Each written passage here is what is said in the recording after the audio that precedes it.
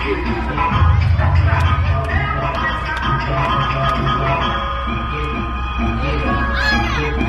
Ghiền Mì Gõ